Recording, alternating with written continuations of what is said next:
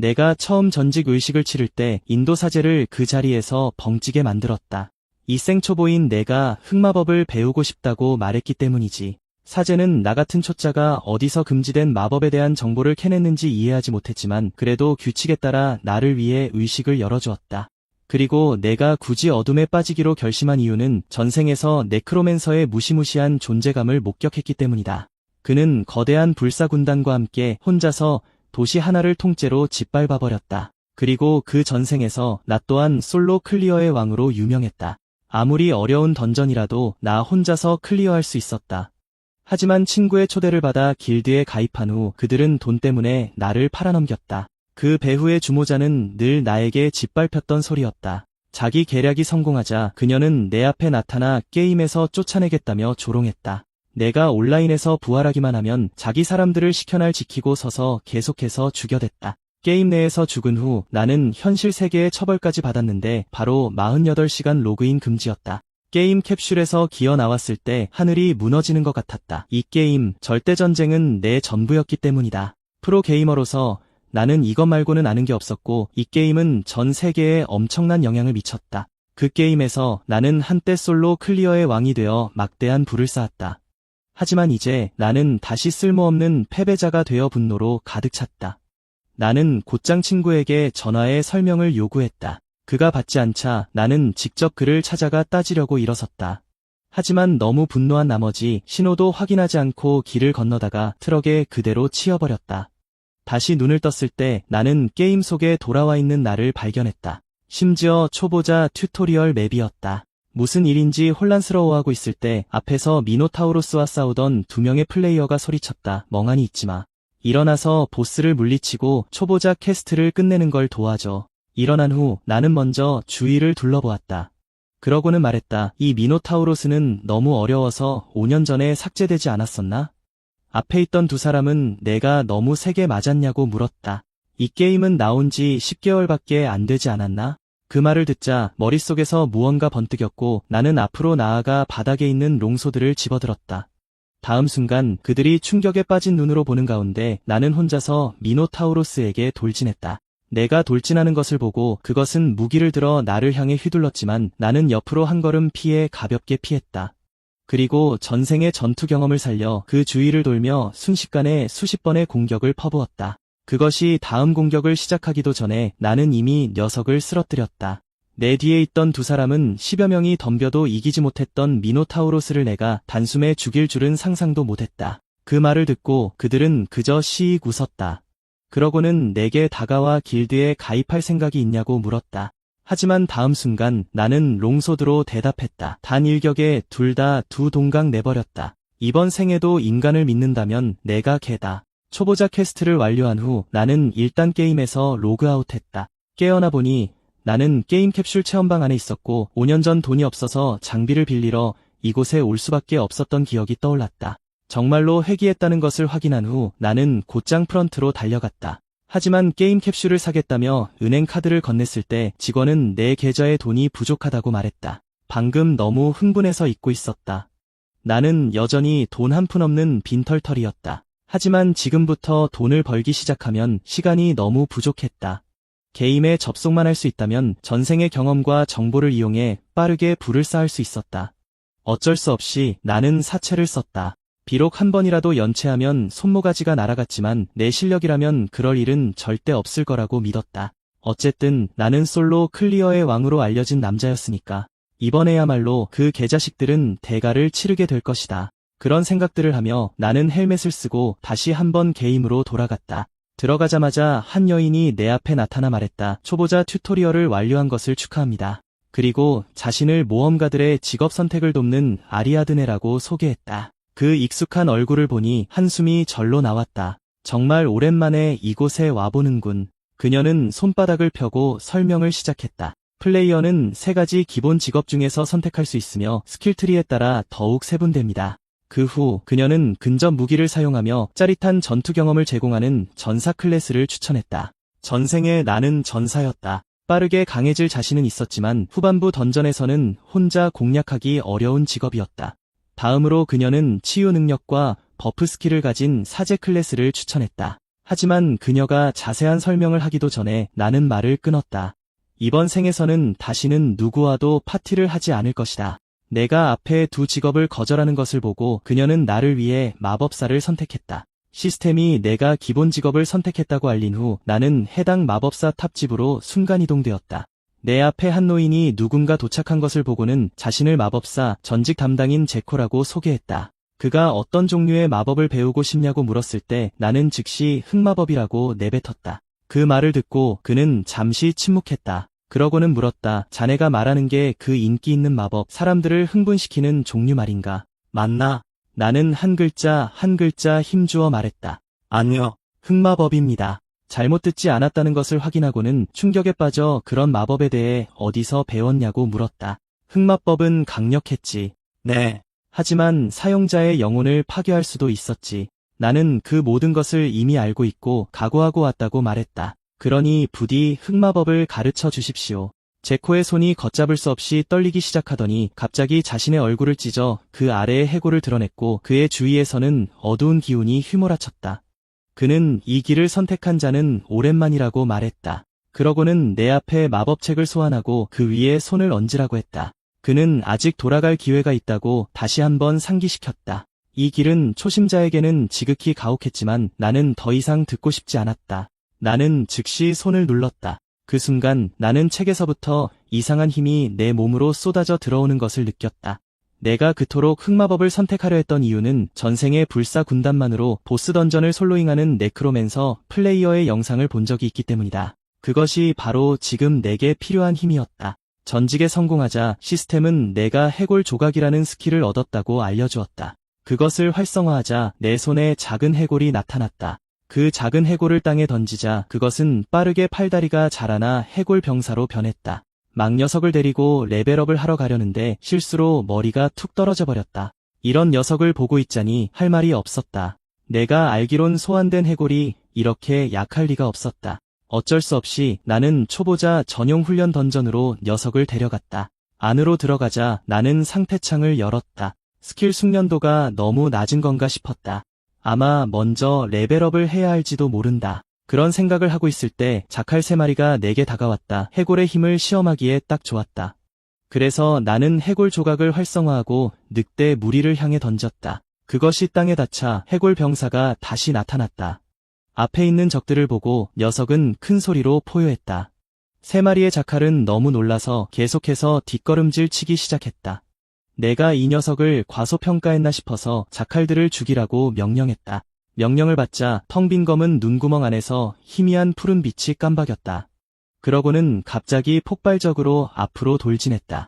녀석을 더 높은 레벨의 던전에 데려가야 하나 고민까지 했다. 그런데 다음 순간 녀석은 자칼의 단 한 방에 산산조각이 나버렸다. 머릿속이 완전히 하얘졌다. 방금 등장할 때 엄청 위협적이지 않았나? 왜 공격 한 번을 버티지 못하는 거지? 다시 한번 할 말을 잃었다. 무언가 잘못되었다는 것을 깨닫고 나는 재빨리 스킬창을 다시 열었다. 스크롤을 내리다 보니 맨 아래에 해골 병사의 모드 설정이 있는 것을 발견했다. 알고 보니 내가 모드 설정을 잊었던 것이다. 그제야 나는 안도의 한숨을 내쉬었다. 어쩐지 초보자 몬스터조차 이기지 못하더라. 모드 1, 방어로 설정하자 텅 빈 눈구멍에서 다시 희미한 푸른 빛이 번쩍였다. 하지만 돌진하는 순간 녀석은 또다시 물어뜯겨 뼈조각 더미가 되어버렸고 보아하니 방어 모드란 바닥에 웅크려 머리를 감싸는 것이었다. 이 모든 것을 믿을 수 없어서 나는 재빨리 모드 3, 특수 행동으로 바꿨다.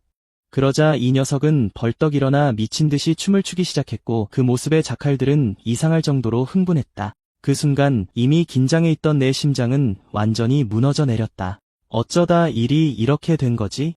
캐릭터를 삭제하고 다시 시작하려고 했을 때 3개월 이내에 생성된 캐릭터는 삭제할 수 없다는 것을 깨달았다. 그리고 다음 달부터는 대출금을 갚기 시작해야 했다. 차라리 밖에 나가서 트럭에 다시 한번 치여야 하나 하는 생각까지 들었다. 전생의 그 네크로맨서는 도대체 이딴 걸로 어떻게 레벨업을 했는지 이해할 수가 없었다. 스킬창을 다시 열었을 때 나는 문득 흥미로운 것을 발견했다. 거기에는 소환수가 전투기술을 학습할 수 있는 딥러닝 시스템을 탑재하고 있다는 숨겨진 설명이 있었다. 아까 내가 더는 못 봐주고 직접 자칼들을 죽였을 때 이 꼬마 녀석이 사실 내 움직임을 보고 배우고 있었던 것이다. 이것을 깨닫자 내 입꼬리는 사악한 미소를 지으며 올라갔다. 나는 일어나서 나무 막대기를 던져주었다. 전생의 내 전투 기술은 프로 선수들을 압도했다. 이 작은 해골은 마침내 제대로 된 주인을 만난 것이다. 녀석이 내가 뭘 하려는지 혼란스러워할 때 나는 갑자기 섬광처럼 앞으로 터져나가 주먹을 쥐고 얼굴로 돌진했다. 주먹 한 방에 녀석은 2.5m 밖으로 날아갔다. 녀석이 다시 일어서자 나는 돌진해서 또 다른 주먹으로 쓰러뜨렸다. 해골 병사는 내가 하는 모든 동작을 배우려고 계속 노력했지만 여전히 내 공격을 막을 수는 없었다. 몇 번이나 얻어맞고 날아갔는지 모를 지경에 이르렀을 때 나는 적이 공격하면 바보처럼 서 있지 말라고 말했다. 다음 움직임을 생각해야 한다고. 그 말을 듣고 해골 병사는 얼굴에 먼지를 털어내고 세차게 고개를 끄덕였다. 내 훈련을 한 차례 더 마친 후 나는 녀석을 다시 자칼 무리에게 데려갔고 그들은 녀석을 보자마자 우리에게 달려들었다. 이번에 해골 병사는 몸을 낮게 숙여 첫 번째 자칼의 공격을 피했다. 그러고는 그 틈을 타 막대기를 뒤로 휘둘러 자칼의 목을 쳤다. 녀석은 즉시 막대기를 되돌려 다른 자칼을 공격했다. 깔끔하고 단순한 두 번의 움직임으로 녀석은 망설임 없이 두 자칼을 모두 쓰러뜨렸다. 싸움이 끝나자 녀석은 나를 보며 나 좀 쩔었어? 하고 묻는 것 같았다. 나는 방금 그 공격이 사실 내 것과 좀 닮았다고 칭찬해 주었다. 해골 조각 스킬의 숙련도가 오르면서 내 플레이어 레벨도 1 올랐다. 훈련 던전을 나온 후 나는 초보자 마을인 피가성으로 향했다. 그곳은 던전 파티를 구하거나 길드원을 모집하는 사람들로 시끄러웠다. 조금만 더 훈련하면 내 해골도 던전을 혼자 공략할 수 있을 것이다. 다음으로 레벨을 10까지 올려야 했는데 그 순간 한눈을 팔다가 누군가의 어깨와 부딪혔다. 그는 돌아서서 즉시 나를 붙잡고 사과하라고 요구했다. 그 자리에서 그냥 죽여버릴까 고민하는 동안 그가 먼저 움직여 나를 공격하려 했지만 우리 옆에 나타난 한 건장한 남자에 의해 저지당했다. 그 건장한 남자는 선글라스를 벗으며 말했다. 갈색머리 친구, 어떻게 길 한복판에서 사람을 공격할 수 있나? 갈색머리 남자가 물었다. 넌 또 누군데? 너희 둘이 한패라도 되냐? 하지만 새로 나타난 사람이 누구인지 봤을 때 내 입꼬리가 제멋대로 경련했다. 저 단단한 근육질 몸과 이상한 복장, 나는 그가 게임 최강의 전사, 마타도르 체브라고 확신했다. 저런 사람이 어떻게 초보자 마을에 나타난 거지? 내가 무슨 말을 하기도 전에 갈색머리 남자는 바닥에 진한 가래침을 뱉고는 요란하게 손가락 마디를 꺾으며 마타도르에게 끼어들지 말고 꺼지라고 말했다. 그 태도를 보고 마타도르는 그저 씩 웃었다. 다음 순간 그는 엄청난 기운을 뿜어내며 갈색머리 남자에게 방금 한 말을 반복해보라고 했다. 그 압박감은 너무나 강해서 거의 형상화될 정도였다. 그러고는 마타도르가 또박또박 물었다. 방금 내 손을 쳤지, 안 그래? 그럼 나도 한 대 갚아줘도 되나? 그제야 갈색머리 남자의 똘마니는 그들 앞에 서 있는 이가 누구인지 알아보았다. 마타도르. 레드불 길드의 길드 마스터로 상위 32정의 길드 중 하나이며 무시무시한 흉포함으로 싸운다고 소문난 진정한 전투광. 갈색머리 남자가 왜 그런 인물이 여기에 있냐고 물으려던 찰나 마타도르는 이미 그의 뒤에 나타나 한 대 쳐도 되냐고 묻고 있었다. 그 말을 듣고 그 녀석은 너무 겁을 먹어 그 자리에서 거의 기절할 뻔했다. 더 이상 머무를 엄두가 나지 않아서 그는 돌아서서 도망쳤다. 그 직후 그는 내 어깨를 두드리며 저런 쓰레기는 신경 쓰지 말라고 했다. 하지만 나는 그저 일어나 자리를 뜨며 다음엔 도와줄 필요 없다고 말했다. 마타도르는 무언가 더 말하고 싶어 했지만 나는 이미 멀리 가버렸다. 어쩔 수 없다는 듯 그는 내가 상대하기 힘든 녀석이라고 중얼거렸다. 그 순간 나는 최대한 빨리 그 자리를 떠나고 싶을 뿐이었다. 아까 그가 기운을 방출했을 때 나는 사실 그의 존재감에 압도당했었다. 다음에 만날 때는 다시는 그런 일이 일어나도록 내버려 두지 않을 것이다. 그 후 며칠 동안 나는 던전 안에서 레벨업을 하며 지냈다. 그 시간 동안 마타도르의 모습이 계속해서 내 머릿속에 맴돌았다.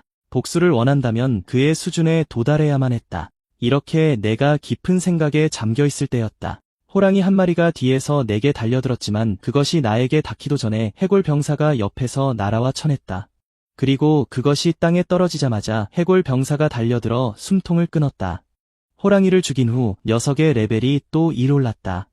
레벨 10에 도달하는데 꼬박 사흘이 걸렸는데 내가 예상했던 것보다 훨씬 느렸다.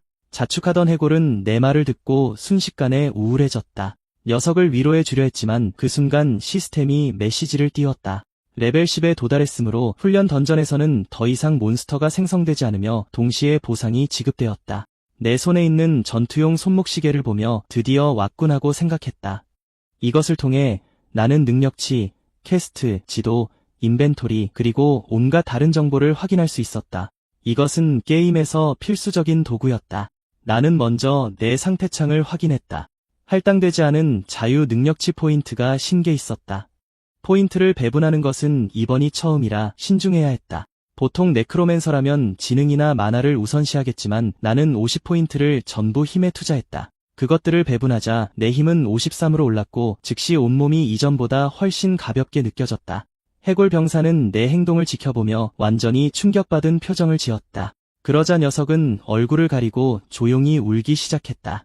녀석이 무슨 생각을 하는지 짐작할 필요도 없었다. 그래서 앞으로 다가가 녀석의 작은 해골 머리를 한 대 쥐어박으며 내가 네크로맨서의 길을 포기한 게 아니라고 말해줬다.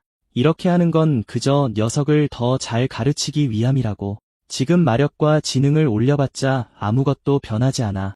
힘을 최대로 찍어야 내 전성기 시절의 모든 것을 너에게 가르쳐줄 수 있지 않겠어?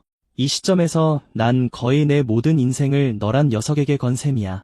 이 말을 들은 해골은 시끄럽고 지저분하게 눈물을 터뜨렸다. 그래도 모든 포인트를 힘에 투자했어도 부족한 스탯을 보완할 방법은 있어. 장면은 토벌협회로 전환된다. 이곳에 새로운 퀘스트가 올라올 때마다 플레이어들은 서로 차지하려고 몰려들지만 나는 한적한 퀘스트 카운터로 걸어갔다. NPC는 이 퀘스트들이 너무 까다롭거나 보상이 형편없어서 아무도 원하지 않는다고 경고했다. 목록을 훑어보니 대부분의 퀘스트가 정말 그의 말대로였지만 난 목적이 있어서 온 것이다. 내가 원하던 퀘스트를 발견하자마자 바로 수락했다. 페가수스산 동굴 퀘스트는 그 지역의 몬스터를 처치해야 하며 보상은 고작 금화 10개뿐이다. NPC는 내가 정말로 시간 낭비인 이런 하급 퀘스트를 받을 거냐고 물었다. 나는 망설임 없이 그렇다고 대답했다. 평범해 보이는 퀘스트지만 레벨 15 이전에 완료하면 잠재력 주식이라는 최상급 희귀 칭호를 얻을 수 있다는 것을 나는 똑똑히 알고 있다. 반면 일반적인 칭호는 고정된 능력치만 올려준다. 하지만 잠재력 주식은 능력치를 %로 올려주는데 이는 내 사기 같은 인생이 이제 시작된다는 의미다. 떠나기 전에 장비를 좀 구하기로 했다. 장면은 내 퀘스트 장소인 페가수스 산으로 바뀐다. 방금 구매한 장비를 착용했지만 해골 병사에게 먼저 장비를 맞춰주느라 내게 쓸 돈이 부족해 아무 옷이나 사야 했다. 내게 이렇게 보일 줄은 몰랐다. 하지만 지금은 너무 늦었다. 집중해서 퀘스트를 빨리 끝내고 제대로 된 장비를 살 돈을 벌어야 한다. 그렇게 생각하고 나는 숲속 깊은 곳으로 달려갔다. 내가 떠난 지 얼마 안 되어 누군가가 덤불에서 기어나오며 도움을 요청했다. 덤불 뒤에는 교활한 표정의 플레이어 3명이 숨어 있었다. 곧 다른 플레이어가 페가수스 산에 도착했다. 그는 레벨 11에 이렇게 빨리 도달한 것을 자랑스럽게 자축하고 있었다. 그는 누군가 도움을 외치는 소리를 들었다. 그는 급히 달려갔다.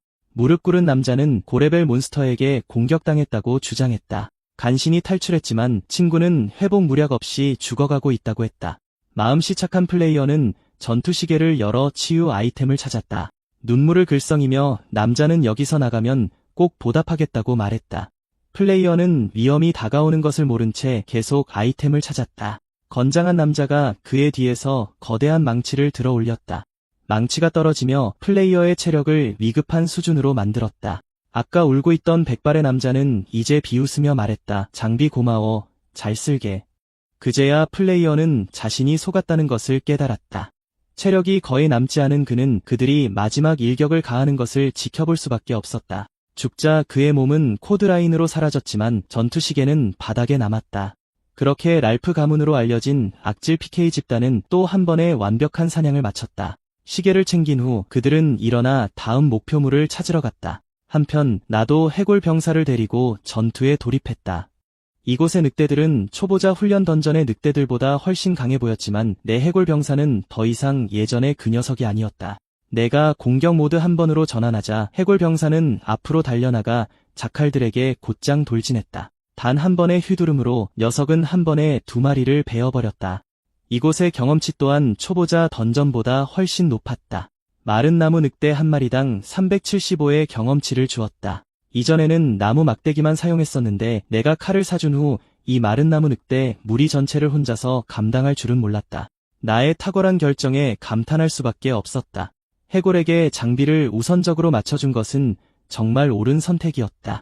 나 같은 베테랑 플레이어에게는 외형 스킨보다 성능이 훨씬 더 중요하다. 이 지역의 모든 마른 나무 늑대를 처치한 후 해골은 내 현재 복장이 정말 비참해 보인다고 생각하며 동정하는 눈빛으로 나를 돌아봤다. 나는 녀석에게 게으름 피우지 말고 서둘러 나와 함께 사냥이나 하라고 말했다. 빨리 레벨업을 해야만 내가 입고 있는 이 스킨을 바꿀 수 있으니까. 그 말을 듣고 해골은 나를 따라 조깅하듯 뛰어왔다. 그러나 바로 그 순간 근처 숲에서 차가운 빛이 번쩍였다. 다음 순간 화살이 날아와 해골의 머리에 정통으로 박혔다. 이것을 보고 나는 걸음을 멈추고 화살이 날아온 방향으로 돌아섰다. 그러자 세 사람이 덤불에서 걸어 나오며 몬스터인 줄 알고 공격했다고 거듭 사과하며 설명했다. 나는 그 일을 마음에 담아두지 않고 그냥 괜찮다고 말했다. 하지만 무심코 한 남자의 손목에 있는 피 묻은 전투시계와 덩치 큰 남자의 등에 맨 무기를 발견했다. 핏자국은 아직 마르지 않은 것처럼 보였다. 그 순간 나는 그들이 무슨 계획을 꾸미고 있는지 정확히 이해했다. 하지만 겉으로는 여전히 미소를 지으며 만화 무략이 있는지 하나 나눠줄 수 있는지 물었다. 백발의 남자는 만화 무략은 없지만 레벨업을 하면 만화가 자동으로 전부 회복되니 레벨업을 도와줄 수 있다고 말했다. 나는 기쁜 척하며 정말요? 라고 물었다. 백발 남자는 어차피 자기들 실수이니 사양하지 말라고 대답했다. 마침 시든 늑대 무리가 그 지역을 둘러싸고 있었다. 백발 남자는 몸을 돌려 몬스터들의 체력을 낮춘 다음 내게 보내주겠다고 말했다. 내가 경험치를 위해 마지막 일격을 가할 수 있도록. 몬스터에게 달려가면서 그는 조용히 팀원들에게 작전 계획을 되풀이했다. 1단계 몬스터의 어그로를 끈다. 2단계 공격력 증가 버프가 활성화되면 실수인 척하며 몬스터들이 저 바보에게 돌진하게 만들고 방어할 수 없는 나는 즉사할 것이다. 첫 단계를 마친 후 그들은 내 비참한 모습을 즐기려 기다렸지만 각본은 그들이 상상한 대로 전개되지 않았다. 돌진하는 시든 늑대는 내 해골 병사에게 중간에 가로막혔다.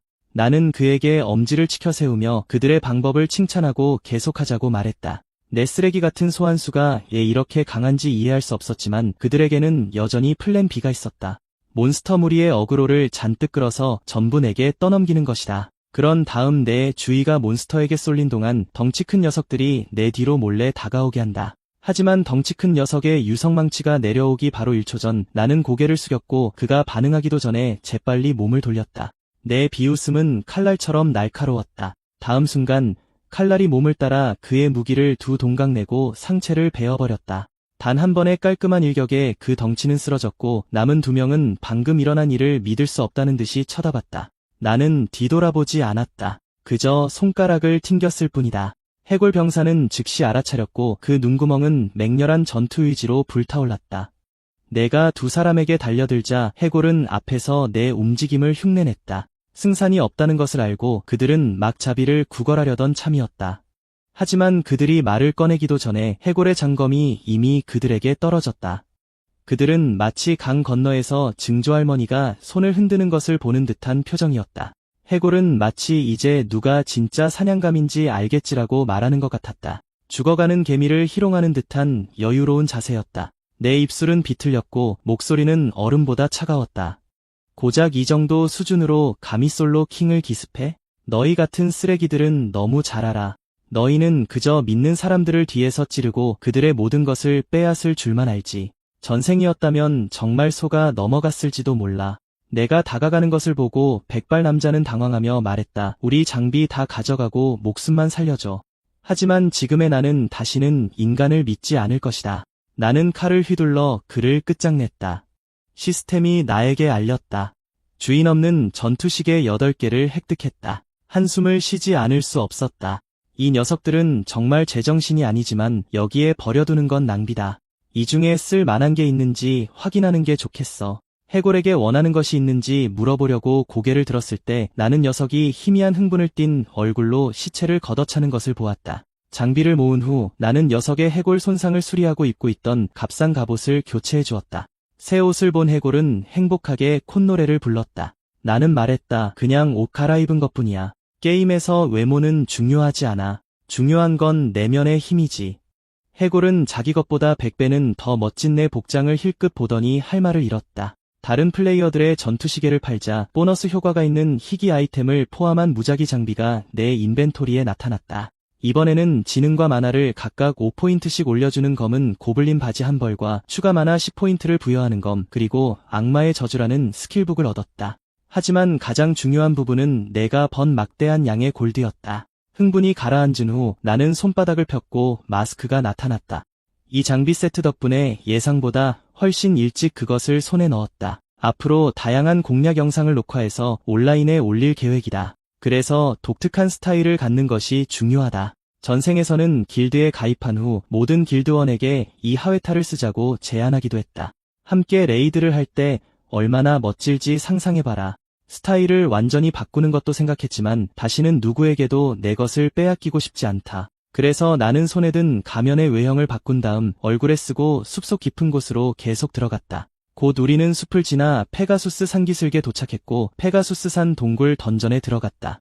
이 던전에는 푸른 늑대 인간으로 알려진 몬스터가 있다. 그들을 상대하는 것이 까다로울 예정이었지만 이제 이 장비가 있으니 내 목표는 10분 안에 던전을 클리어하는 것이다. 하지만 2시간 반이 지난 후에도 나는 거의 모든 구석을 다 뒤졌지만 몬스터 한 마리도 보지 못해서 여전히 안에 있었다. 누군가 클리어했다면 시스템이 알림을 표시했을 것이다. 이 때문에 나는 어쩌면 버그를 만난 게 아닐까 의심하게 되었다. 내가 고민하는 동안 내 해골이 갑자기 벽을 미친 듯이 베기 시작했다. 더 가까이 다가가 보니 벽 안에 숨겨진 보라색 에너지 덩어리를 발견했다. 그리고 내가 그것을 만지는 순간 벽 전체가 무너지며 거대한 포털이 드러났다. 시스템은 스테이지라는 숨겨진 던전을 발견했다고 알리며 들어갈 것인지 물었다. 포털을 보고 나서야 나는 여기에 몬스터가 없었는지 마침내 이해했다. 숨겨진 던전은 일반 던전 내부에 무작위로 생성되는 일회성 던전이다. 숨겨진 던전을 클리어하기 전까지는 원래 던전이 활성화되지 않는다.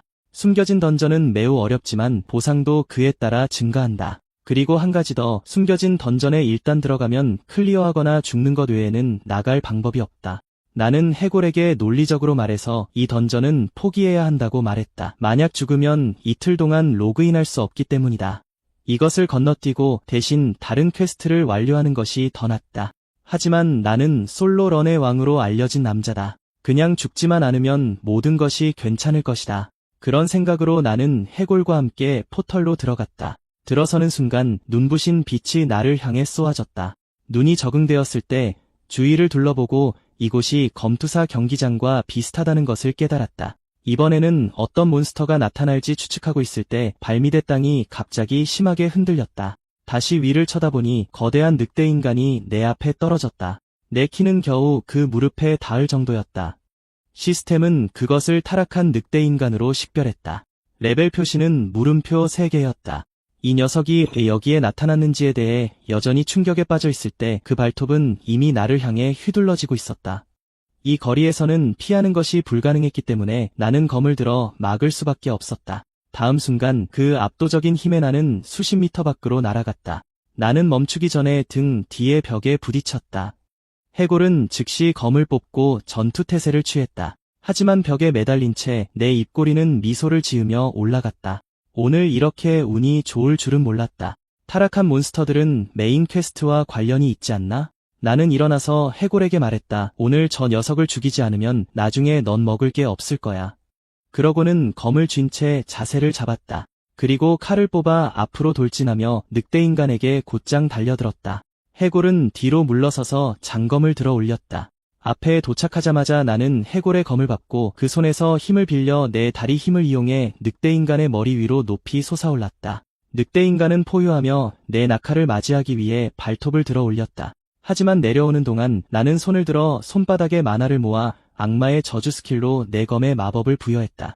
늑대 인간은 마침내 뭔가 잘못되었다는 것을 감지했지만 피하기에는 너무 늦었다. 그 팔 전체가 내 마법이 부여된 칼날에 잘려나갔다. 더 중요한 것은 내가 피해를 줄 때마다 추가 효과가 적용되어 그 속성을 10% 감소시켰다는 점이다. 이 스킬을 처음 사용해봤지만 기분이 꽤 좋았다. 내 움직임은 늑대 인간을 완전히 격분시켰다. 고통스러운 포효 후 녀석은 무거운 발걸음을 내디디며 내 뒤로 돌진했다. 동시에 모든 상태 이상 효과를 정화했다. 하지만 나는 침착하게 검을 등 뒤로 돌리며 흥분해서 말했다. 좋아. 숨겨진 던전의 보스로서 이 정도의 힘은 있어야지. 원래 이 스킬은 나중을 위해 아껴두려 했지만 이왕 이렇게 된 거 너 이 잡종 늑대 녀석에게 미리 보여주지. 그러고는 시계를 돌려 전투 모드를 활성화했다. 내 얼굴의 가면이 즉시 검은 만화의 파동을 방출했다. 어둠의 힘은 곧 나를 완전히 감싸는 거대한 마법 구체를 형성했다. 구체 안의 에너지를 천천히 흡수한 후 날렵한 갑옷 한 세트가 내 몸 위에 나타났다. 전투 모드 활성화는 게임의 특별 기능 중 하나였다. 일단 활성화되면 절대 전투 영역에서 힘을 끌어와 일시적으로 신체에 엄청난 증폭 효과를 부여한다. 외형과 능력치 증가는 플레이어 자신의 속성에 따라 달라진다. 플레이어들은 이것을 필살기 모드라고 부르기를 좋아한다. 변신을 마친 후 나는 손짓으로 늑대 인간을 도발했다. 그것을 보고 녀석은 모든 두려움을 떨쳐버리고 분노에 휩싸여 크게 포효했다. 녀석의 다리는 힘으로 폭발하며 나를 향해 돌진했다. 남은 한 손에서 날카로운 발톱이 뻗어나왔다. 하지만 내 관점에서는 그 움직임이 몇 배는 느리게 보였다. 나는 모든 공격을 쉽게 피했다. 다시 착지했을 때 녀석의 속도가 빨라지는 것 같다는 것을 알아차렸다. 저 공격력이라면 세 대만 맞아도 나는 죽을 것이다. 생각이 끝나기도 전에 녀석은 다시 돌진했고 잃었던 팔은 이미 재생되어 있었다. 나는 먼저 검을 뽑아 앞으로 돌진하여 허리에 깊은 상처를 내고 우아하게 착지했다. 내가 말했듯이 바로 이게 게임을 재미있게 만드는 거지. 발밑의 땅이 갈라져 거의 넘어질 뻔했다. 돌아보니 늑대 인간이 땅을 내리쳐 갈라놓은 것이었다. 거의 잊을 뻔했다. 녀석은 지금 분노 상태라 고통을 느끼지 못한다. 내가 공중에 뜬 것을 보고 녀석은 나를 잡으려고 손을 뻗으며 돌진했지만 나에게 아직 소환수가 있다는 것을 잊고 있었다. 해골 병사는 내가 방금 한 동작을 똑같이 따라하며 다시 한번 팔을 잘라냈다. 착지한 후 나는 소리쳤다. 해골, 전에 연습했던 기술을 써. 녀석은 고개를 끄덕이며 화답했다. 늑대 인간은 우리가 강력한 스킬을 준비하는 줄 알았지만 우리는 그저 놈의 몸을 빙돌아 뒤로 이동했을 뿐이다. 놈이 몸을 돌려 싸움을 이어가려던 바로 그 순간 놈의 온몸에 수십 개의 깊은 참격이 나타났다. 아무리 두꺼운 체력 바라도 순식간에 텅 비어버렸다. 처치 확인. 나 또한 전투 모드를 해제했다. 내 손에 있던 퀘스트 카드가 황금비드로 변하며 임무 완수를 알렸다. 내 해골 파편 스킬도 2랭크로 레벨업했다. 그리고 히든 던전을 클리어해서 2만 골드가 넘는 돈과 늑대인간의 두개골, 늑대인간의 가죽을 얻었다. 눈앞의 보상을 보며 나는 한숨을 내쉬었다. 괜히 히든 던전이라고 부르는 게 아니군. 그 말을 막 끝냈을 때 시스템은 내가 타락한 자의 추격자 목걸이를 획득했다고 알려왔다. 설명에 따르면 모든 능력치를 18이나 올려주지만 타락한 자의 추격자 칭호를 장착해야만 착용할 수 있는 유일무이한 아이템이었다. 유니크 아이템이라는 문구를 보자 내 얼굴에 충격이 서렸다. 하지만 장비 요구 조건을 봤을 때 내 마음속 충격은 더욱 거세게 폭발했다. 시스템은 또한 새로운 칭호 3개를 알렸다. 흥분하며 나는 칭호 메뉴를 열었다. 첫 번째는 내가 얻으려 계획했던 잠재력 주식이었다. 두 번째는 히든 던전을 혼자 클리어했으니 당연한 영웅의 도전자였다. 하지만 세 번째 타락한 자의 추격자를 봤을 때 내 심장이 쿵하고 내려앉았다. 저건 메인 스토리라인 한 장, 타락한 백작의 진입 칭호가 아니던가? 그 메인 스토리라인은 절대전쟁의 세계관을 구축하고 줄거리를 진행시키는 핵심 퀘스트로 보상이 상상을 초월하기에 모든 플레이어가 한몫 챙기려 한다. 전생에 나는 게임 후반부에 가서야 겨우 자격을 얻었었다. 그런데 지금 맨 처음에 벌써 얻어버린 것이다. 이건 단순한 행운이 아니었다. 이건 대박을 터뜨린 거다. 그날 밤 로그아웃한 후 게임 포럼을 둘러보다가 히드라 길드라는 길드가 이미 타락한 백작 스토리라인의 마지막 챕터에 도달했다는 것을 보게 되었다. 그들의 목표는 3개월 안에 클리어하는 것이었다. 이번에 대박을 터뜨렸다고 생각했는데 그들은 이미 마지막 챕터에 있었다. 지금 합류해봤자 얻을 수 있는 건 아무것도 없을 터였다. 어쩔 수 없이 포기하고 다음 챕터에 집중하기로 했다. 하지만 그때 무언가 머릿속을 스쳐갔고 나는 벌떡 일어섰다. 전 세계가 타락한 백작에 열광하고 있었다. 모두가 절대전쟁의 첫 번째 메인 스토리 퀘스트가 곧 클리어될 것이라고 믿고 있었다. 이 타이밍에 내가 타락한 백작과 관련된 영상을 공개한다면 트래픽이 지배하는 이 시대에 분명 수천만 조회수를 쓸어 담을 것이다. 그건 전부 순수한 돈이다. 다행히 나는 항상 게임할 때 전체 세션 녹화를 켜두기에 지금 필요한 건 업로드 전 간단한 편집뿐이다. 편집 얘기가 나와서 말인데 이미 완벽한 사람을 생각해뒀다. 전생에 그녀는 편집의 신 라마니로 알려져 있었다. 라마니가 레벨 15 던전 클리어 영상 편집 협업 요청을 받았을 때 그녀는 완전히 무시했다. 그녀는 레벨 15짜리 뉴비가 던전을 클리어하는 걸로는 절대 볼 만한 걸 만들 수 없다고 생각했다. 아마 그냥 돈 많은 멍청이가 온라인에서 자랑질하는 거겠지. 하지만 그녀가 영상을 열어 첫 장면을 보자마자 즉시 매료되었다. 조금 더 본 후 그녀는 의자에서 벌떡 일어나 소리쳤다. 말도 안 돼. 잠시 충격을 받은 후 그녀의 머릿속은 하얘졌고 그 공백은 곧 폭발적인 흥분으로 가득 찼다. 장면은 거대한 통유리창으로 전환된다. 긴 머리의 여자가 임원을 불러 누군가 방금 타락한 백작에 대한 영상을 올렸다고 말했다. 레벨 15짜리 뉴비가 타락한 늑대인간을 솔로킬하는데 성공한 모양이었다. 임원은 그들의 팀이 확인했지만 그 타락한 늑대인간의 레벨이 낮아서 크게 신경 쓰지 않았다고 설명했다. 여자가 그의 말을 끊었다. 난 그 사람한테 아주 관심이 많아. 내가 원하니까 내게 데려와. 이 여자의 이름은 뇌성그룹의 상속녀, 금융계의 정점에 서 있는 카이 쉬안이었다. 그리고 전생에 그녀는 내가 게임에서 그녀를 박살낸 후 내 길드를 매수했던 바로 그 여자, 솔이었다. 다음날 로그아웃한 후 휴대폰을 보고 나는 충격받았다. 어제 막 올린 영상이 벌써 조회수 6,000회를 기록했기 때문이다. 전생에는 6,000회에 도달하는데 몇 달이 걸렸었다. 바로 그때 라마니에게서 메시지를 받았다. 그녀가 먼저 내게 연락을 해온 것이다. 그녀에게 연락하는 것이 거의 불가능했던 전생과 달리 몇 마디 채팅을 나눈 후 나는 갑자기 그녀를 차단하고 싶은 충동을 느꼈다. 왜 이렇게 중년의 게임 초보자 같은 느낌이 들지? 그러더니 그녀가 물었다. 온재현 씨, 다음 영상은 언제예요? 나도 다음 영상이 언제일지 몰랐지만 레벨 50이 될 때까지는 기다리는 게 좋겠다. 그 생각을 하며 나는 다시 게임 캡슐의 전원을 켜고 절대전쟁에 접속했다. 한편 마타도르는 내 영상을 계속해서 다시 보고 있었다. 몇 번을 봐도 그는 내 컨트롤이 미쳤다고 생각했다. 하지만 보면 볼수록 내가 점점 더 낯이 익었다. 키가 큰 여자가 다가왔다. 마타도르는 그녀를 이엘이라고 불렀다. 그는 하회타를 쓴 힐켄이라는 녀석이 최근 꽤 유명해졌다고 말했다. 방금 영상 너무 많이 봤다고 했잖아. 너한테는 다 낯이 익어 보이지.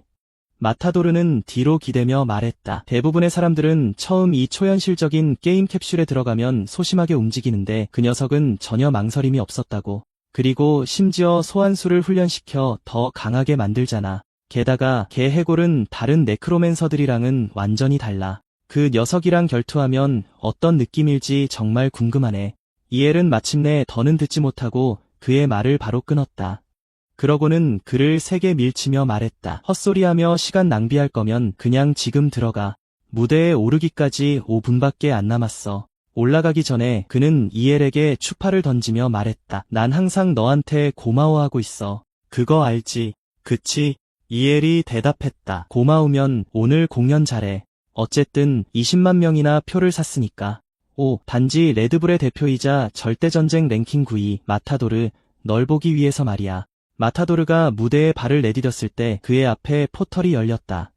그는 허리에서 거대한 칼을 뽑아들고 모든 팀원에게 전투 준비를 하라고 말했다.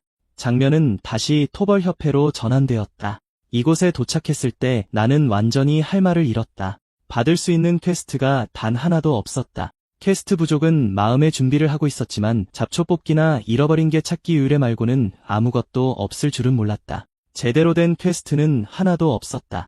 이 말은 당분간 영상 업데이트를 중단해야 한다는 뜻인가?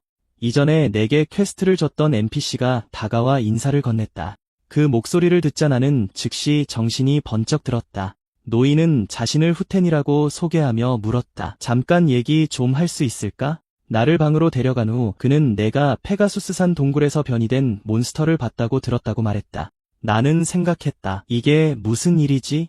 이런 이벤트가 있었나? 그러고는 그에게 이상한 눈을 가진 늑대인간을 보긴 했다고 말했다. 후텐은 고개를 돌리며 말했다. 자네가 마주친 건 아마도 타락한 자에게 오염된 생물일 걸세. 타락한이라는 말을 듣자 내 심장이 철렁했다. 후텐은 계속 말했다. 범인의 정체는 아직 밝혀지지 않았지만 누군가의 힘이 몬스터들을 미치게 만들고 큰 해를 끼친 것은 확실하네. 그래서 협회에서 현상금을 내건 것이지.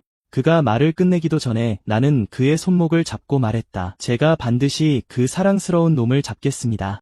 아니, 그 끔찍한 악당 말입니다. 내 심장은 미친 듯이 뛰고 있었다. 이건 전설급 히든 퀘스트였다. 나의 필사적인 흥분을 보고 후퇴는 침착함을 유지하려 했으며 말했다. 자네의 현재 레벨과 힘으로는 이걸 완수할 수 없네. 나는 즉시 반박했다. 할 수 있습니다. 그는 안 된다고 했다. 나는 할 수 있다고 고집했다. 옥신각신, 자네는 못해. 할 수 있어요. 못해. 제발요, 형님, 진짜 할 수 있다고요. 마침내 그는 한숨을 쉬며 말했다. 알겠네. 자네의 활약에 따라 임무를 맡길지 결정하지. 피거스시 동쪽 본시티에 에셈블이라는 자가 있네. 그가 자네를 안내해줄 걸세. 내가 추천서를 써주지. 그가 말을 마치자마자 내 눈앞에 퀘스트 창이 나타났다. 퀘스트 이름은 에셈블리의 인도였다. 목표는 추천서를 전달하는 것이고 보상은 스킬북이었다. 밖으로 나가자마자 나는 더 이상 흥분을 억누르지 못하고 하늘을 향해 소리쳤다. 내가 정말로 이 퀘스트를 받았다니 믿을 수가 없었다. 어쨌든 이 에셈블이라는 NPC는 대마법사 비르킨의 7 제자 중 한 명이다. 그는 엄청난 수의 희귀 스킬북을 소유하고 있다. 모든 마법사 플레이어들이 이 초중요 NPC를 만나기를 꿈꾼다. 내 잠재력 주식 칭호와 타락한 백작 스토리라인이 겹쳐서 이런 기회가 생긴 게 틀림없다. 하지만 떠나기 전에 아직 처리해야 할 중요한 일이 하나 있었다. 그 생각을 하며 나는 아무도 없는 숲속 빈터를 찾았다. 그리고 내 작은 해골 병사를 소환했다. 나는 녀석에게 지난 전투에서 얻은 전리품을 아직 사용하지 않았다고 말했다. 그렇게 말하며 나는 늑대인간의 두개골을 꺼냈다. 나는 즉시 그것을 사용해 해골 병사를 강화했고 그의 견고함 속성을 2포인트 올렸다. 그리고 메인 이벤트가 시작됐다. 나는 타락한 자의 추격자 목걸이를 꺼내 들었다. 그 후 나는 타락한 자의 추격자 목걸이를 내 목에 걸었다. 내 모든 능력치가 18포인트 증가했고 내 직업 관련 능력치도 함께 상승했다. 해골 병사의 혼란스러운 시선 아래 나는 다시 해골 파편 스킬을 사용했다. 이번에는 작은 두개골 2개를 던졌고 그것들이 땅에 닿자 똑같이 생긴 해골 병사 2명으로 변했다. 해골 쫄병이로는 자신이 더 이상 나의 유일한 존재가 아니라는 것을 깨달은 순간 그 자리에 얼어붙었다. 나는 그에게 새로운 2녀석과 잘 지내라고 말했다. 지금부터 그들 셋은 전투에서 한 팀으로 움직일 것이다. 그 순간 쫄병이로는 온 세상이 무너지는 듯한 기분을 느꼈다. 숲속으로 더 깊이 들어가자 나는 레벨 25의 숲거대 곰을 마주쳤다. 녀석은 나를 보자마자 곧장 돌진했지만 나는 맞서 싸울 생각이 없었다. 나는 계속 피하기만 했고 곧 녀석은 나를 막다른 구석으로 몰아넣었다. 녀석이 막 결정타를 날리려던 순간 나는 어그로를 충분히 끌었다고 느끼고 손가락을 튕겼다. 순식간에 해골 병사 하나가 근처 나무에서 곰의 머리 위로 뛰어내렸다. 하지만 공격하기도 전에 곰은 해골의 얼굴에 바로 손바닥을 날렸다. 둔탁한 소리와 함께 해골은 즉시 산산조각 났다. 나는 속수무책으로 한숨을 쉬며 말했다. 그렇게 뻔한 움직임으로는 당연히 안 통하지. 몬스터의 시야 사각에서 공격해야 한다고. 그 말을 한 후 또 다른 해골 병사가 돌진했지만 이전 녀석과 똑같이 얻어맞고 나가떨어졌다. 이 광경을 보고 너무 화가 나서 나는 소리치기 시작했다. 내가 몇 번이나 말했냐, 사각에서 공격하라고. 그런데도 아직 줄을 서서 몸을 던져? 심지어 숲거대 곰도 내 고함에 놀란 듯했다. 타이밍이 맞다고 느꼈을 때 해골 1호가 포즈를 취하며 화려하게 등장했다. 팔을 들어 올리자 관절의 균열이 별보다 밝게 빛났다. 영혼의 불꽃이 담긴 눈이 2번 깜빡였고 마치 탈골된 발레를 막 마친 것처럼 우아하게 갈비뼈의 먼지를 털어냈다. 그걸 보자 내 심장이 쿵쾅거리고 뺨은 벌에 쫓기는 토끼처럼 꽃잎보다 더 분홍색으로 변했다. 다음 순간 해골 병사는 번개처럼 공중으로 뛰어올랐다. 검을 휘두르며 청록색 유성처럼 거대 곰을 향해 날아갔다.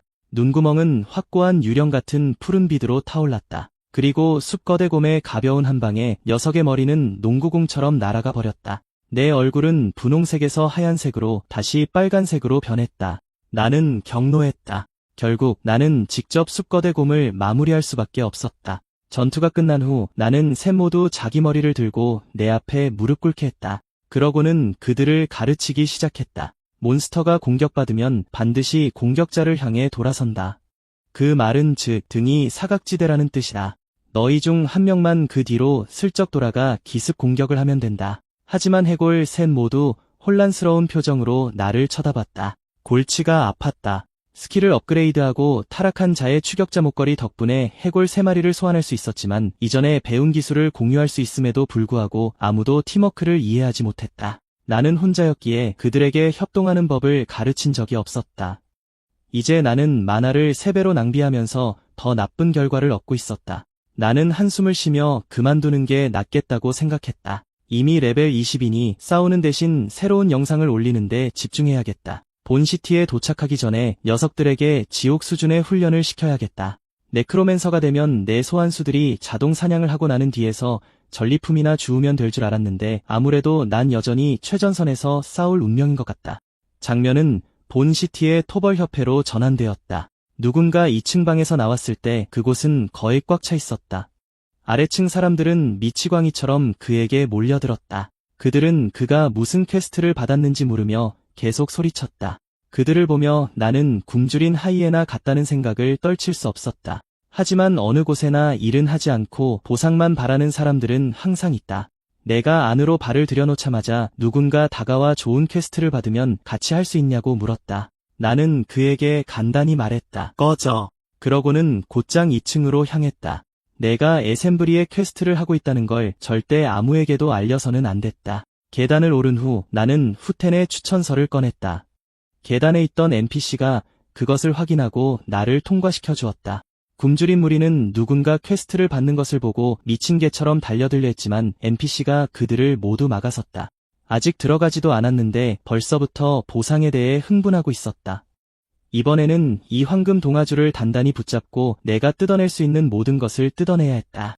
문을 열고 안으로 들어서자 눈앞이 순식간에 확 트였다. 방 전체가 마법서로 가득 차 있었는데 혼란스럽고 어수선했지만 아름다웠다. 책더미 속에서 목소리가 들려왔다. 누구신가? 오늘 약속을 잡은 기억이 없는데 그는 덧붙였다. 나는 서둘러 앞으로 나아가 고개를 숙이고 후텐의 추천서를 건넸다. 그것을 읽은 아이셈브리는 내가 흑마법사 견습생인 것 같고 실력이 나쁘지 않다고 말했다. 그러고는 손을 들어 내게 보상을 주었다. 시스템은 내가 스킬북 2권, 보의 나머와 매드 워헬름을 받았다고 알려주었다. 그가 한 번에 2개나 줄 거라고는 예상 못했는데 둘 다 굉장히 희귀해 보였다. 나는 연신 감사 인사를 했지만 그는 스킬을 건네준 뒤 그냥 돌아서서 가버렸다. 시스템에 퀘스트 완료 메시지가 떴다. 내 예상대로라면 이걸로 연계 퀘스트가 발동되어야 했다. 겨우 스킬북 2권 때문에 이 고생을 하며 여기까지 온 게 아니었다. 그래서 나는 그를 쫓아가 아이셈브리에게 한 번만 더 기회를 달라며 뭐든지 하겠다고 애원했다. 그 말을 듣자 아이셈브리는 핵 돌아서더니 내 손을 잡고 물었다. 뭐든지? 내가 그렇다고 하자 그는 섬뜩한 미소를 지으며 말했다. 고맙군. 바로 그때 시스템이 새로운 퀘스트 둥지 속의 알을 알려주었다. 목표는 둥지에서 알을 찾는 것이었고 보상은 없었다. 나는 순간 사기당한 기분이 들었다. 한편 어딘가의 거리에서는 온몸에 갑옷을 두른 남자가 모두의 시선을 끌며 걸어가고 있었다. 사람들은 그를 알아봤다. 그의 장비는 터무니없이 비쌌다. 토벌협회에 도착한 후 그는 중얼거렸다. 호호가면이 여기 있나? 퀘스트를 수락한 후 나는 방을 나섰다. NPC에게 속았다는 게 믿기지 않았다. 메인 스토리 퀘스트를 받을 줄 알았는데 왜 날 보내서 무슨 알이나 찾게 하는 거지? 게다가 보상은 말 그대로 아무것도 없고 울먹이며 물었다. 나 진짜 이 퀘스트 해야 돼. 하지만 내 말이 채 끝나기도 전에 누군가 갑자기 내 앞에 나타나 방금 내가 말한 퀘스트가 뭐냐고 물었다. 내가 퀘스트를 받았다는 말을 듣자마자 군중이 모두 내게 달려들어 땅바닥에 넘어뜨렸다. 이 성가신 놈들을 그냥 처리해버릴까 고민하고 있었다. 온몸에 갑옷을 두른 남자가 달려와 내 주위의 모든 사람을 날려버렸다. 그러고는 내게 다가와 물었다. 잠시 시간 괜찮으십니까? 조용한 곳에서 이야기하고 싶습니다. 그의 의도를 몰랐기에 꺼지라고 말했지만 그는 내 귀에 가까이 다가와 속삭였다. 협조해 주시죠. 가면님. 그 말을 듣는 순간 심장이 격렬하게 철렁했다. 무슨 일인지 파악하기 위해 나는 그를 따라 좁은 골목으로 들어갔다. 주위에 아무도 없는 것을 확인한 남자는 배트러치를 조작해 투구를 벗었다. 장비로 보아 그는 분명 상위권 유저였지만 얼굴을 보니 그런 사람은 기억에 없었다. 그가 내가 호호가면이냐고 물었을 때 나는 시치미를 떼고 그를 떠보기로 했다. 자꾸 말하는 그 호호가면인가 뭔가 하는 게 대체 누군데요? 그러자 그는 물었다. 방금 아이센브리가 어떤 임무도 주지 않았습니까? 나는 대답했다. 아무 이유 없이 여기까지 끌려와서 이미 짜증나는데 내가 왜 당신의 쓸데없는 질문에 대답해야 하죠? 싸우고 싶으면 계정 걸고 한판 붙든가. 그렇게 말한 후 나는 그가 어떻게 반응할지 보려고 빤히 쳐다봤다. 뜻밖에도 그는 사과하며 왼손을 내밀었다.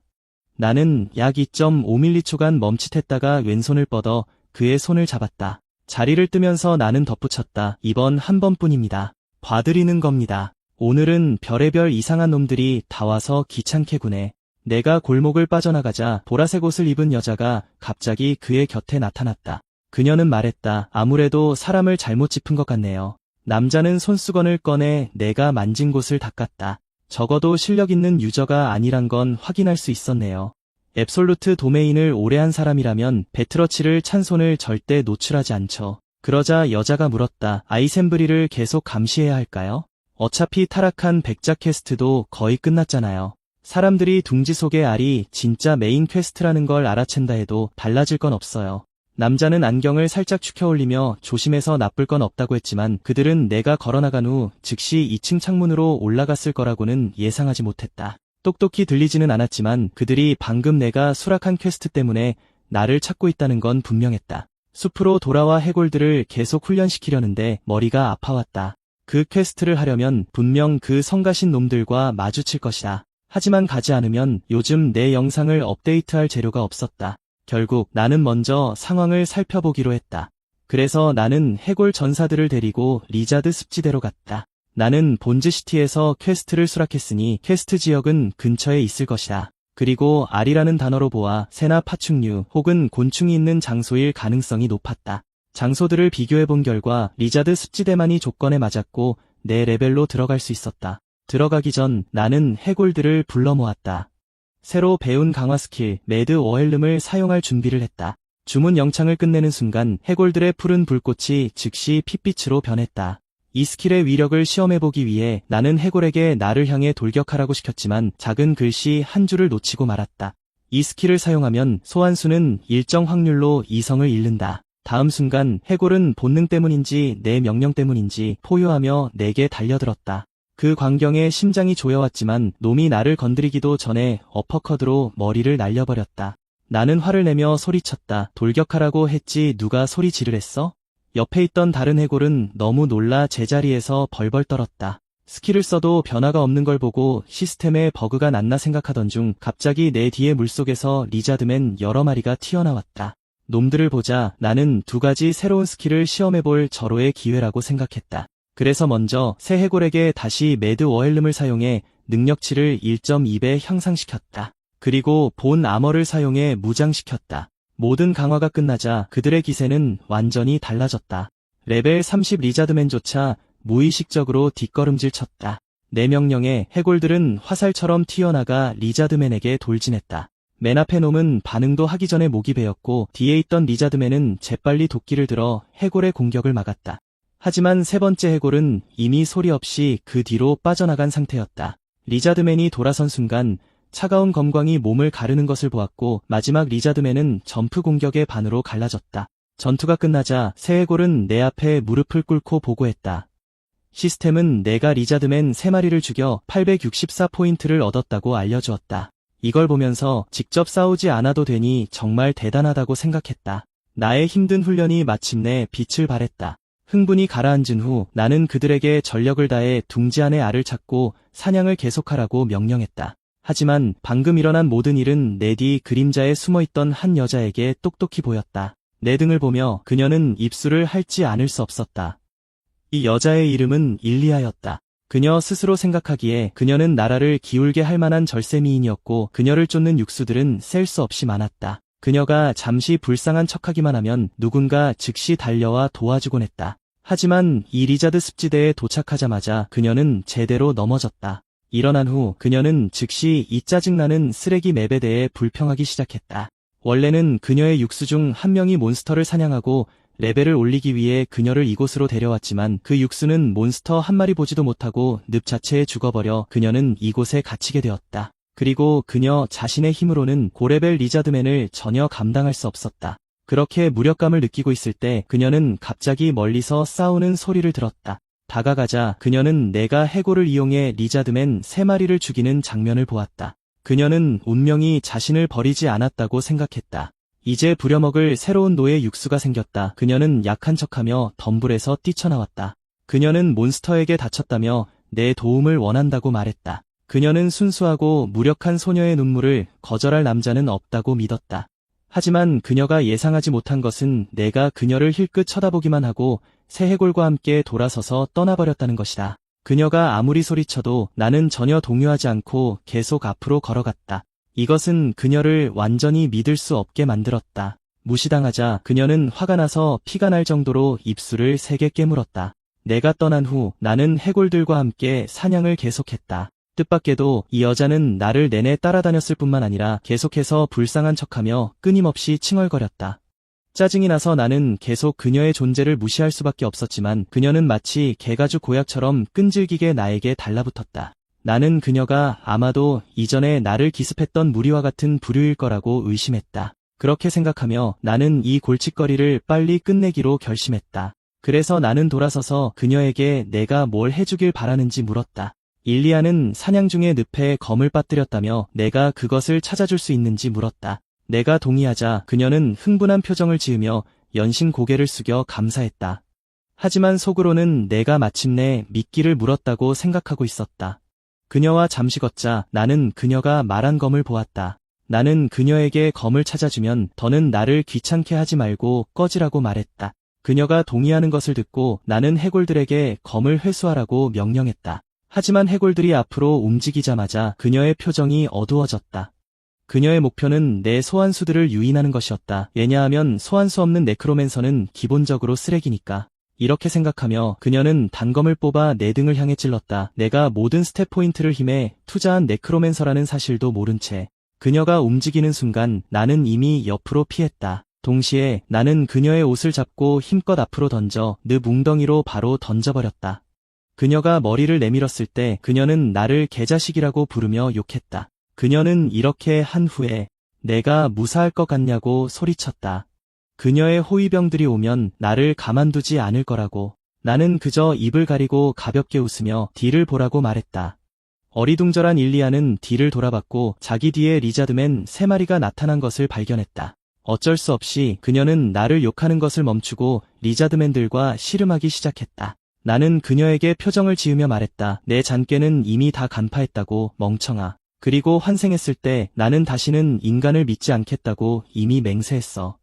이를 처리한 후 나는 해골들에게 사냥을 계속하라고 말했지만 고개를 돌리자 그들이 그 여자의 유혹하는 행동을 흉내내는 것을 보았다. 어쩔 수 없이 나는 각각 한 대씩 때리고 이상한 건 배우지 말라고 경고했다. 몇 걸음 걷자마자 일리아가 죽었다는 알림을 받았다. 내가 직접 죽인 게 아니라서 아무것도 기대하지 않았는데 놀랍게도 처치 보상이 나에게 들어왔다. 이득이네. 동시에 나는 그녀가 말했던 호위병들이 생각났다. 하지만 다시 생각해보니 그녀 같은 애가 무슨 호위병이 있겠어? 내가 모르는 사이 어딘가의 어두운 방에서 내가 일리아에게 한 짓이 반복 재생되고 있었다. 그리고 동시에 내 전생의 숙적인 카이 슈엔이 게임 캡슐에서 천천히 깨어났다. 그녀의 비서가 서둘러 물을 들고 와서 길드 신입 테스트가 어땠는지 물었다. 카이 슈엔은 물을 낚아채며 모두 쓰레기였고 쓸만한 사람이 한 명도 없었다고 말했다. 그러고는 포럼 유저 호호가면이 답장했는지 물었다. 비서는 그에게 메시지를 보냈지만 답장이 없다고 말했다. 아마 다른 길드에 가입했을지도. 그 말을 듣자 카이 슈엔은 손에 든 병을 으스러뜨렸다. 살기 어린 눈빛으로 그녀는 비서에게 아마도라는 말은 듣고 싶지 않다고 말했다. 비서는 재빨리 다시 확인하겠다고 말했다. 장면은 다시 리자드 습지대로 전환된다. 나는 방금 나를 기습하려던 유저를 죽였다. 죽기 직전까지도 그는 일리아님의 복수를 하겠다고 중얼거렸다. 그런 그를 보며 나는 정말 이해할 수 없었다. 여자 하나 때문에 왜 저렇게까지 하는 거지? 그녀를 위해 죽으면 그녀가 사귀어 주기라도 하나? 남자는 힘없이 웃더니 고개를 들고 말했다. 이것이 사랑이다. 그가 말을 끝내기도 전에 나는 그를 조상님 곁으로 보내주었다. 이른바 순정 전사라는 것들은 기본적으로 뇌가 썩었다. 내가 일리아라는 여자를 죽인 이후로 그녀는 울면서 소위 호위병들에게 돌아가 도움을 청했을 뿐인데 네크로맨서에게 괴롭힘을 당했다고 하소연했다. 이 말을 듣고 그녀의 모든 육수들은 분노했고 그 때문에 나는 사냥 중에 계속해서 그들에게 기습을 당했다. 캐스트 단서를 찾지 못해 이미 짜증이 나 있었는데 놈들은 해충처럼 나에게 달라붙었다. 하지만 다행히도 내가 그들을 죽일 때마다 배트러치를 떨어뜨렸다. 그리고 이놈에게서는 5,000 골드가 넘는 돈과 고블린 가죽 부츠 그리고 희귀 아이템인 맹세의 목걸이를 얻었다. 팔면 아마 80만 정도는 받을 것이다. 그 순간 나는 내가 했던 모든 욕을 취소했다. 계속 와도 좋다. 전리품을 가져온다면 사랑이야말로 진정 세상에서 가장 위대한 힘이다. 내가 아직 그 순간을 즐기고 있을 때 다른 놈이 나를 향해 달려오며 소리쳤다. 저기 있다. 나는 돌아서서 말했다. 그래 맞아. 내가 바로 일리아님을 죽인 개자식이다. 하지만 말을 하던 중간에 나는 얼어붙었다. 복수하러 온 무리가 모두 한 곳에 모여 있었다. 비록 전생의 솔플의 왕이었지만 수십 명을 상대로 싸울 수는 없다는 걸 아직 알고 있었다. 나는 망설임 없이 돌아서서 달렸다. 달리면서 뒤를 힐끗 보니 그들의 수는 100명에 가까웠다. 그 여자가 정말 그렇게 매력적이었나? 이렇게 도망치면 추격에 더 많은 사람이 합류할 뿐이다. 그래서 나는 해골들에게 그들의 길을 막으라고 명령했다. 맨 앞에 남자가 정보와 일치한다고 말하자 뚱뚱한 남자가 안다는 듯이 고개를 끄덕였다. 그러고는 앞으로 돌진해 스킬 한 방으로 내 모든 해골들의 머리를 잘라버렸다. 이 정도 레벨 차이로는 정면으로 싸우는 건 불가능했다. 복수하기 전에 먼저 레벨업부터 해야겠다. 좀 더 달린 후 나는 숨을 고르기 위해 멈췄다. 비록 전생의 무빙 실력 덕에 일단 그들을 따돌렸지만 그들의 레벨이 훨씬 높았다. 그들은 곧 따라잡을 것이다. 막 계속 달리려던 참에 나는 이상한 기운을 감지했다. 돌아보니 이 늪지대 부분이 다른 곳과 달라 보였다. 며칠 동안 리자드 습지대를 뒤졌지만 이런 검은 늪은 한 번도 본 적이 없었다. 하지만 이것은 나를 쫓는 저 무리를 어떻게 처리할지에 대한 아이디어를 주었다. 아니나 다를까 그들은 내 흔적을 따라와 잠시 후에 도착했다.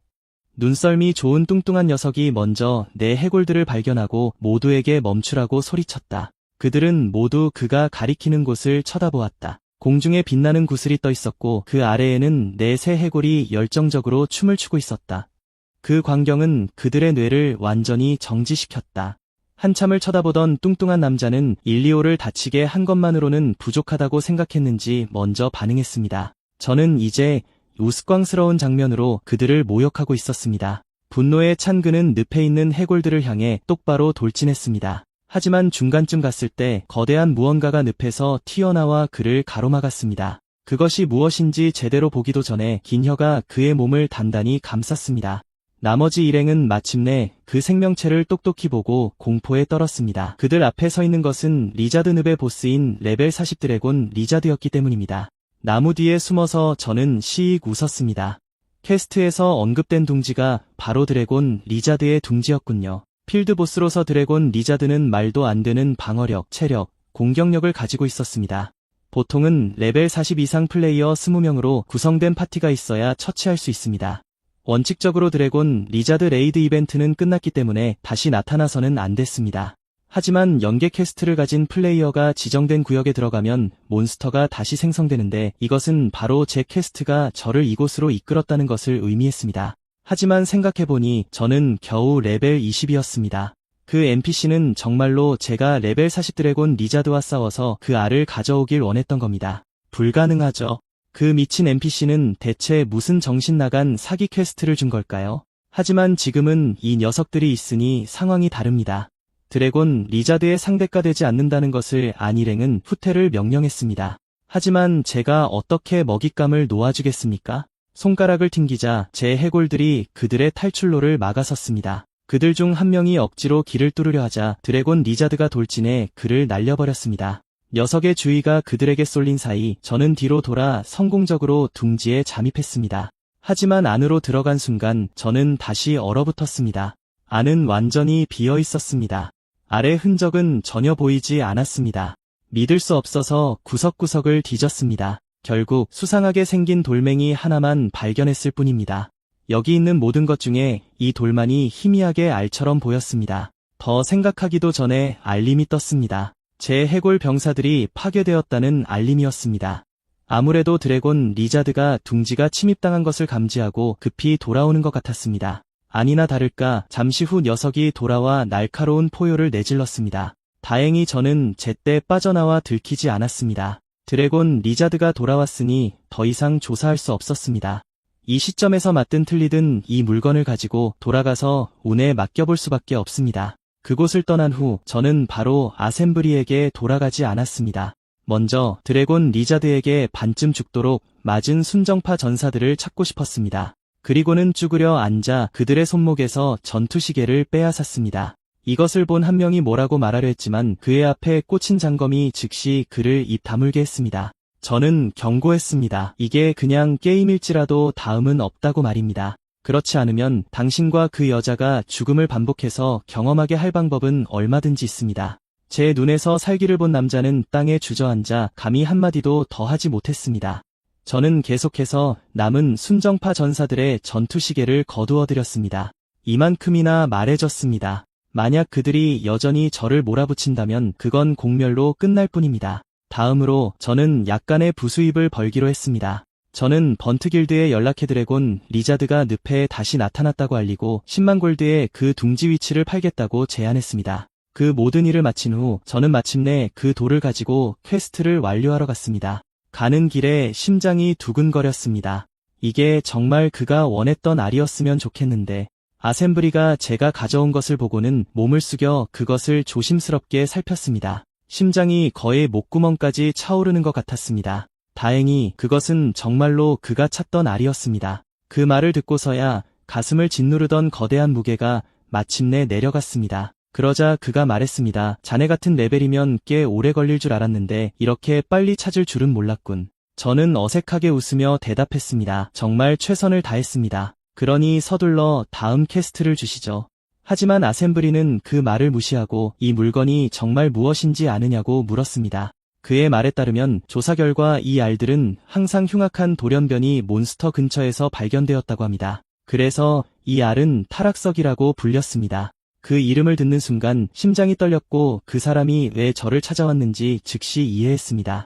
이 타락석은 메인 스토리와 관련된 핵심 아이템이었습니다. 그것의 미래 역할은 전체 줄거리의 방향에 영향을 미칠 수 있었습니다. 그러니 당연히 그들은 이것이 다른 사람의 손에 들어가는 것을 원치 않았을 겁니다. 실제 메인 퀘스트 아이템이 이미 제 손에 들어올 줄은 꿈에도 몰랐습니다. 제가 침묵하는 것을 보고 아셈브리는 이 퀘스트가 저에게 어렵다는 것을 알고 있었다며 사과했습니다. 하지만 우리의 적들은 강력한 미지의 인물들이기 때문에 저를 시험해야만 했다고 했습니다. 마침내 그가 물었습니다. 자네는 타락한 자들에게 저항할 수 있다고 생각하나? 메인 스토리에 참여한다는 것은 끝없는 황금샘의 빨대를 꽂는 것과 같았습니다. 그 기회를 놓칠 리가 없으니 저는 즉시 동의했습니다. 하지만 그는 제가 아직 준비되지 않았다고 말했습니다. 몬스터들의 레벨이 터무니없이 높아서 그런 일은 저 같은 저레벨 신참에게 맡길 수 없다는 것이었습니다. 제 레벨이 낮기 때문이라 짐작하고 막 반박하려 할 때 아셈브리가 등을 돌리며 말했습니다. 이대한 대마법사 아셈브리인 나를 그대의 스승으로 받아주게나. 제가 그 말을 한다면 그가 저를 훈련시켜 주겠다는 것이었습니다.